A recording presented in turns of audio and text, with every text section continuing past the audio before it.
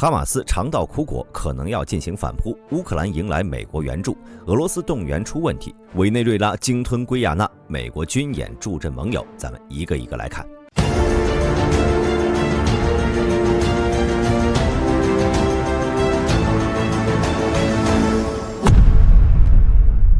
今天的加沙地带可谓哈马斯的至暗时刻。由于以军水淹七军战略的成功，在12月7号上午，有100名嫌疑为哈马斯成员的人从隧道中出来，向 IDF 投降。这次的水淹法战略并非最近才制定的，早在11月中旬左右，以军就在海滩附近安装了至少5台大型水泵，每台水泵每小时可以抽取数千立方米的海水，预计几周内就能将哈马斯的地下隧道淹没。当然，这是比较理想的状态，现在还没到高兴的时候，因为以色列已经在加沙地带发现了大约800条地下隧道，可实际上的隧道规模只会比发现的更加庞大。自2007年哈马斯控制加沙开始，他们就不断地加速加沙地区的隧道修建。2021年，哈马斯声称在加沙地下修建了长达500公里的隧道，这些隧道在地下30米深处，规模堪比城市。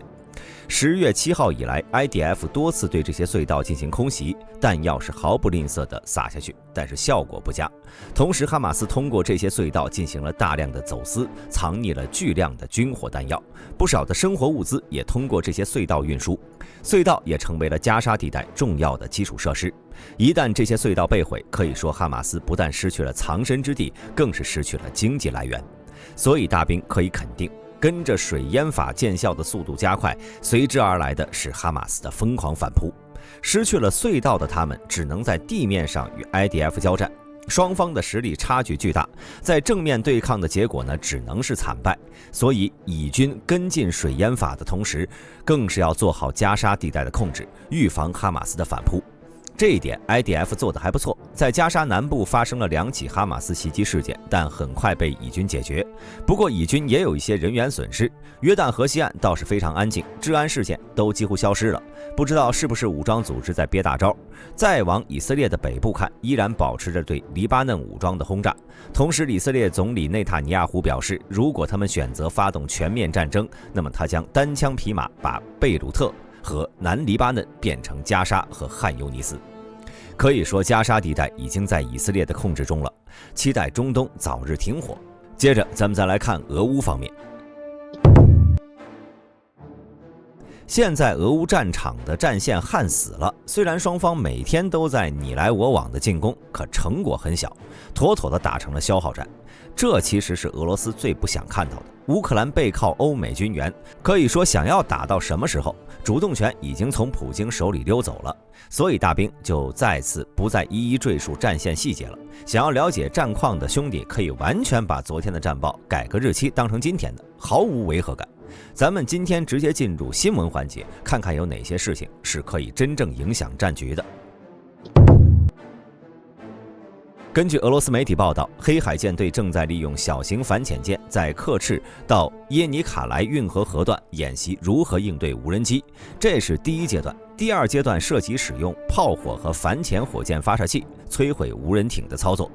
演习结束后，他们还要执行保护商船的巡航任务。看到这里，大兵会心一笑，黑海舰队这是被乌克兰无人艇打出了心理阴影，在此练习着，期盼有朝一日能够重返黑海。本来吧，到这里还好，结果大兵接下来就看到另外一则消息，太有戏剧效果了。泰晤士报的记者跟随乌克兰国防部参观，并且展示了一个秘密机库，里面存满了乌克兰海上无人艇 Magra V5 以及新一代更先进的无人艇，这肯定都是为黑海舰队准备的吧，实在是太有诚意了。不知道黑海舰队的人看到这个新闻是作何感受，这也太欺负人了。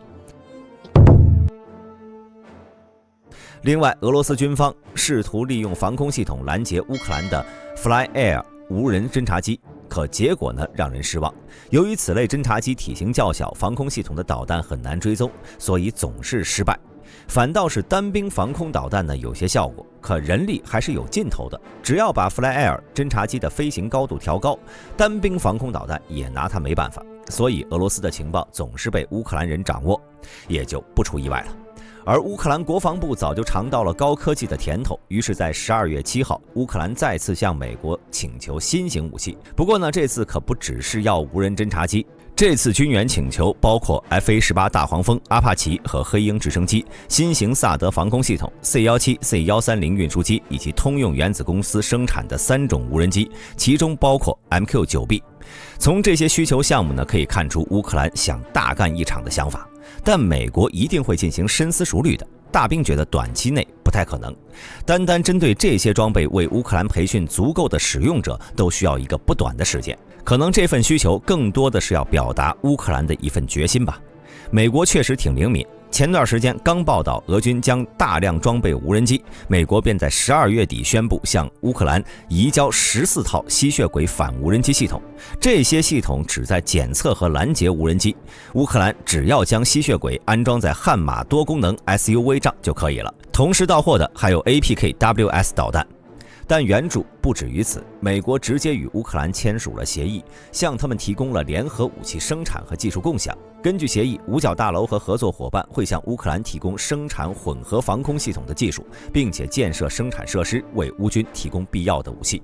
特别是防空设备维修和保养以及弹药生产。乌克兰战略工业部部长卡梅辛表示，乌克兰将在2年内开始生产155毫米炮弹，这是一个长期的解决方案，对我们来说非常重要。乌克兰已经和2家领先的美国公司就在乌克兰联合生产155毫米口径弹药达成协议，但这些项目的实施需要数年时间。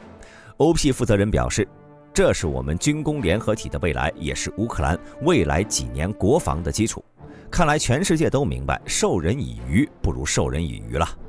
同时这一天呢，基辅也把动员兵今年和明年的工资给结了。今年呢1000万格里夫纳，明年5000万格里夫纳。看来乌克兰这是要过年了。但是有人欢喜有人忧，俄罗斯妇女向普京政府提出了抗议，反对俄罗斯联邦无限期动员。大兵看到这条新闻的第一反应就是战争已经影响到结婚了，俄罗斯小姐姐们已经找不到对象了。看来人口再多也顶不住呀。又或者说，战争结束后，俄罗斯会变成女儿国吗？很可怕，所以战争还是早点结束吧。最后咱们再来看看第3个火药桶。委内瑞拉学着俄罗斯的全民公投拿下了圭亚那土地的2/3，巴西立刻陈兵边境，防止两国摩擦。委内瑞拉总统马杜罗根本就没在意，直接在12月7号派出了石油勘探队进驻圭亚那。这边圭亚那总统阿里见势不对，也立刻通知了大哥们。美国在接到消息后，拜登政府立刻组织了传统节目军事演习，并且表示美国与圭亚那同在。马杜罗丝毫不虚，一边勘探石油，一边把美国美孚公司踢出了圭亚那，并且认为美国这是在挑衅委内瑞拉。不得不说这胆子是真肥。另外，大兵还发现一件事，在12月8号早上，美国诺福克海军基地直接从俄罗斯接收了5万吨石油产品。兄弟们肯定知道诺福克是美国海军最大的基地，也是世界上最大的海军基地，拥有75艘军舰、14个码头和泊位，以及134架飞机、11个飞机库，而且是美国4个航母打击群及其组成舰艇的主要基地港口。你们说这时候突然加满油意味着什么呢？好了，今天的战报就到这里，我是大兵，我们明日战报再见。